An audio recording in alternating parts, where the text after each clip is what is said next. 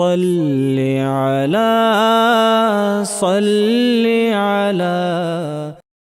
بسم اللہ الرحمن الرحیم۔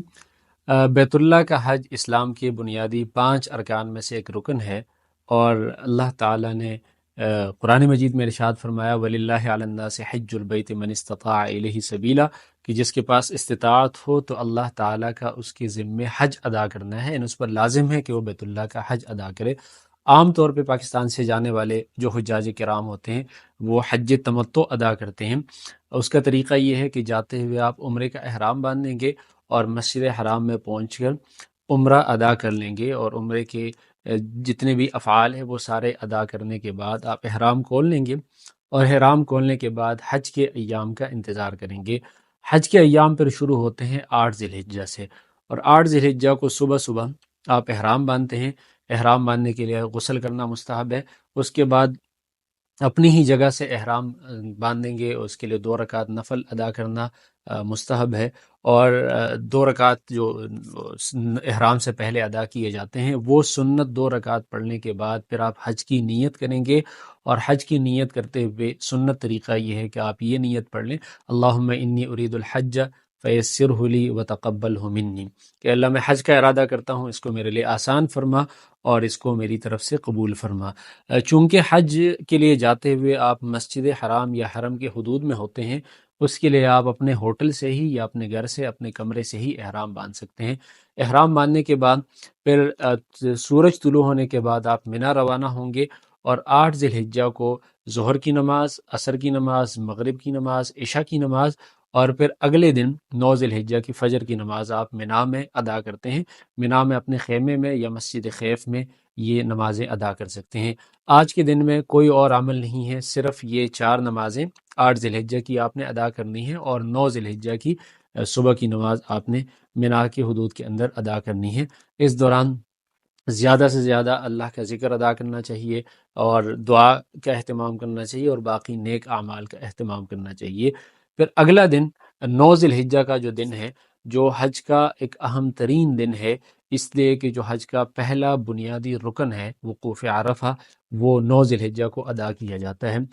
اس کا طریقہ یہ ہے کہ سورج طلوع ہونے کے بعد غسل کر لیں یا وضو کر لیں، پھر تلبیہ کہتے ہوئے آپ عرفات روانہ ہوں گے، اور زوال سے لے کر سورج غروب ہونے تک میدان عرفات میں وقوف کرنا، یہ حج کا ایک پہلا بنیادی رکن ہے۔ اس کے علاوہ حج ادا ہی نہیں ہوتا۔ باقی سارے افعال ایسے ہیں کہ اگر کوئی فعل رہ جائے تو بعد میں بھی اسے ادا کیا جا سکتا ہے، یا اس کی جگہ پہ دم دیا جا سکتا ہے، لیکن وقوف عرفہ کا کوئی بدل نہیں ہے، یہ حج کا بنیادی رکن ہے۔ اور یہ جو وقت ہے زوال سے لے کر سورج غروب ہونے تک، اس دوران کوئی بھی حاجی پہنچ جائے عرفات میں تو اس کا یہ رکن ادا ہو جاتا ہے۔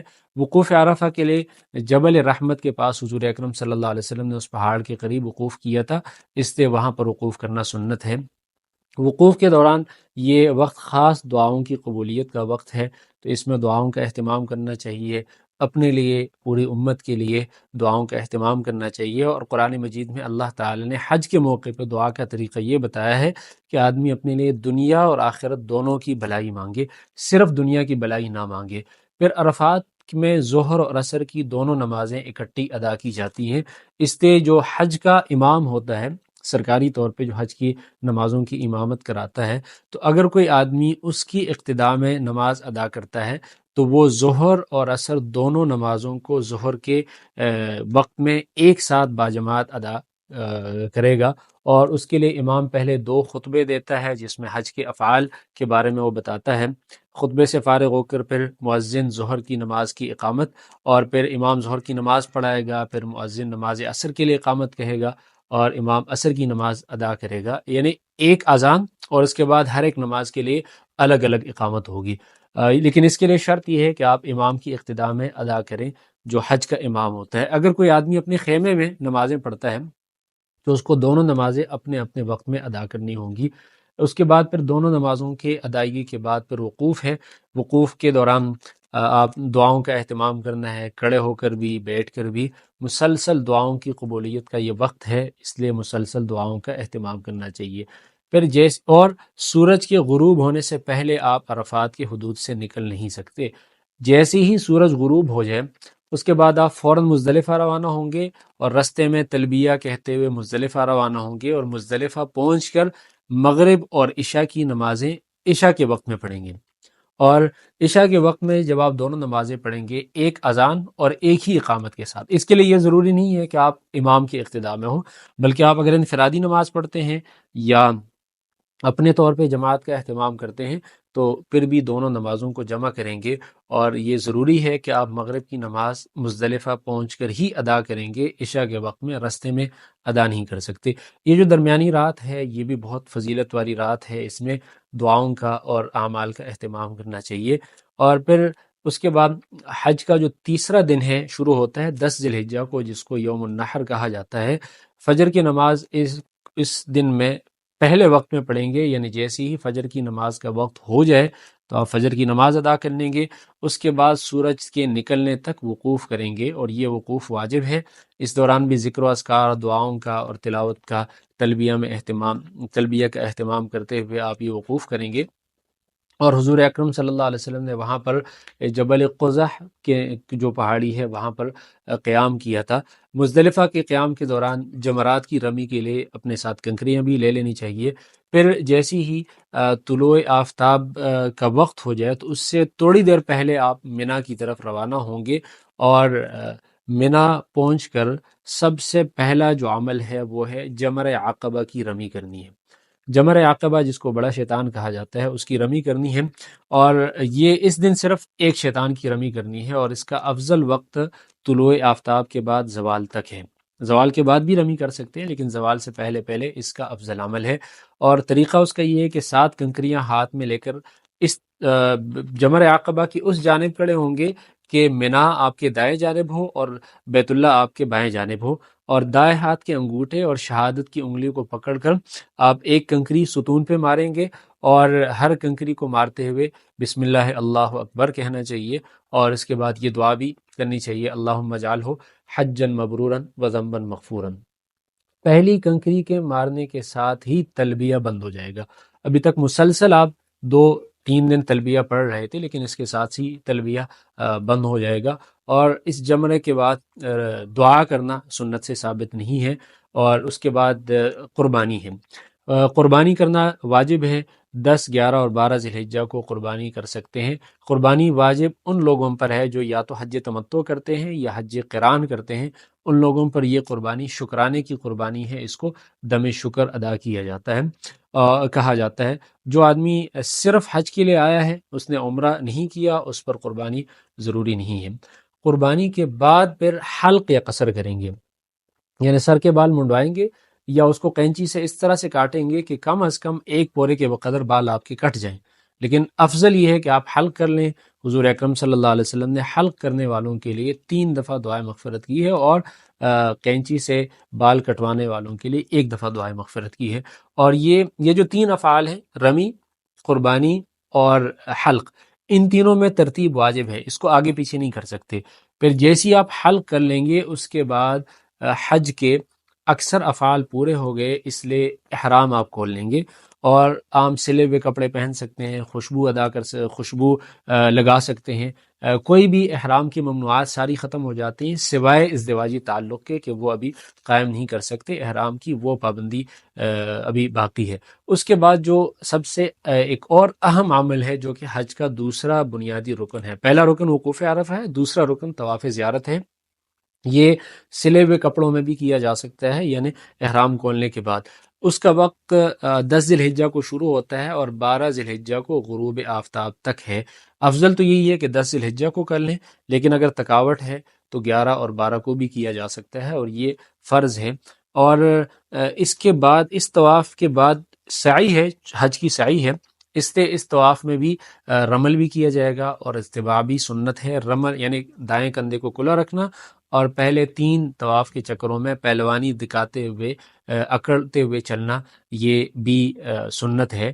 اور صفا مروہ کی سعی، اس کے بعد جیسے ہی یعنی آپ طواف مکمل کر لیں گے، مقام ابراہیم کے پاس 2 رکعت طواف کے واجب رکعات ادا کر لیں گے، اس کے بعد زمزم کا پانی پی کر سعی کے لیے آئیں گے، اور اس طواف کا طریقہ وہی ہے جو کہ عمرے کے طواف کا طریقہ ہے۔ اس کے بعد سعی ہے، سعی کا طریقہ بھی وہی ہے جو کہ عمرے کی سعی کا طریقہ ہے۔ اور سعی کرنے کے بعد پھر دوبارہ سے یہ جو 10 ذی الحجہ کو اگر آپ سعی اور طواف کر لیں تو 10 اور 11 ذی الحجہ کی جو درمیانی رات ہے یہ بھی منا میں گزارنا سنت ہے۔ آپ دوبارہ منا آئیں گے اور منا میں آ کر رات کا قیام کریں گے، اور منا میں قیام کے دوران نمازیں ادا کریں گے وہاں پر، اور رات کا قیام بھی سنت ہے۔ اس دوران بھی ذکر کا، دعاؤں کا، تلاوت کا اور باقی نیک اعمال کا اہتمام کرنا چاہیے۔ لایعنی کاموں میں اور فضول گفتگو میں مشغول ہونا یہ انتہائی بدنصیبی کی بات ہے۔ اگلے دن یعنی 11 ذی الحجہ کو اب ایک ہی عمل ہے، وہ ہے کہ زوال کے بعد تینوں جمرات کی رمی کریں گے، اور اسی طریقے سے رمی کریں گے جس طریقے سے 10 ذی الحجہ کو آپ نے جمرہ عقبہ کی رمی کی تھی۔ سب سے پہلے جمرہ اولا، جس کو ہم اپنی زبان میں چھوٹا شیطان کہتے ہیں، اس کی رمی کریں گے 7 کنکریوں سے۔ اس کے بعد قبلہ رخ ہو کے دعا مانگیں گے، پھر جمرہ وسطیٰ کی رمی کریں گے، درمیانی جو جمرہ ہے اس کے بعد بھی قبلہ رخ ہو کے دعا مانگیں گے، یہ بھی دعا کی قبولیت کا وقت ہے۔ پھر جمرہ عقبہ یعنی جس کی رمی کل بھی کی گئی تھی 10 ذی الحجہ کو، اس کو 7 کنکریاں ماریں گے، لیکن اس کے پاس نہ کڑے ہوں گے اور نہ دعا کریں گے۔ اس کے بعد دعا کرنا سنت سے ثابت نہیں ہے۔ تو اس طریقے سے تینوں جمرات کی رمی کریں گے، دوبارہ پھر منا آئیں گے۔ اگلی رات 11 اور 12 کی رات یہ بھی منا کے حدود کے اندر گزارنا سنت ہے۔ پھر 12 ذی الحجہ کو دوبارہ سے زوال کے بعد اسی طرح سے تینوں جمرات کی رمی کریں گے جس طرح سے آپ نے 11 ذی الحجہ کو رمی کی تھی، اور اس کے ساتھ حج کے سارے افعال مکمل ہو جاتے ہیں۔ اور اس کے بعد حاجی کو یہ اختیار ہے کہ اگر وہ واپس مکہ مکرمہ میں آ کر اپنے ہوٹل جانا چاہتا ہے، اپنی ذاتی ضروریات میں مصروف رہنا چاہتا ہے، تب بھی اس کے پاس اختیار ہے۔ اور اگر اس کے پاس وقت ہے، اور افضل بھی یہی ہے کہ وہ اگلی رات بھی منا میں گزار لے، یعنی 12 اور 13 ذی الحجہ کی درمیانی رات بھی منا میں گزار لے، اور اگلے دن پھر تینوں جمرات کی رمی کر لے۔ لیکن اگلے دن بھی افضل یہ ہے کہ زوال کے بعد رمی کر لے، لیکن اگر زوال سے پہلے طلوع آفتاب کے بعد آپ رمی کرنا چاہتے ہیں تو اس وقت بھی رمی کر سکتے ہیں۔ تو جو 13 ذی الحجہ کی رمی ہے وہ بھی بہتر ہے کہ کر لیں، حضور اکرم صلی اللہ علیہ وسلم نے رمی کی تھی۔ اور لیکن اگر آپ نہیں کرنا چاہتے تو پھر 12 ذی الحجہ کو سورج غروب ہونے سے پہلے پہلے منا کے حدود سے نکلنا ضروری ہے۔ اگر سورج غروب ہو گیا تو اس کے بعد پھر آپ پر لازم ہے کہ رات گزاریں گے اور اگلے دن رمی کریں گے۔ تو اس لیے اگر آپ کا نکلنے کا ارادہ ہے تو سورج غروب ہونے سے پہلے پہلے نکلیں گے۔ اس کے بعد آپ مکہ مکرمہ میں معمول کی زندگی گزاریں گے، اور واپسی آنے سے پہلے ایک آخری واجب عمل ہے جس کو طواف وداع کہا جاتا ہے، کہ آدمی کا اس سے بیت اللہ سے آخری جو یا مکہ مکرمہ سے نکلنے سے پہلے جو آخری عمل ہے وہ طواف ہو۔ یہ رخصتی کا طواف ہے، اس کو طواف وداع کہا جاتا ہے۔ اس طواف کے بعد چونکہ سعی نہیں ہے، اس لیے نہ تو اس میں استباع سنت ہے، نہ اس میں رمل یعنی اکڑ اکڑ کے چلنا بھی سنت نہیں ہے۔ عام طریقے سے طواف کریں گے، اور طواف کے دوران بیت اللہ کی جدائی کا غم دل میں لیے عاجزی کے ساتھ طواف کریں گے، اور اس کے بعد پھر 2 رکعت واجب الطواف پڑھ کے زمزم کا پانی پی کے اور اپنے دعاؤں تمام اعمال کی قبولیت کی دعا کا اہتمام کرتے ہوئے اور بیت اللہ سے جدائی پر غم کے جذبات لیے وہاں سے واپس آئیں گے، اور اس طریقے سے آپ کا حج مکمل ہو جاتا ہے۔ اللہ تعالی ہمیں بار بار وہاں جانے اور بیت اللہ شریف کی حج کی سعادت کی توفیق عطا فرمائیں، آمین یا رب العالمین۔ صل علی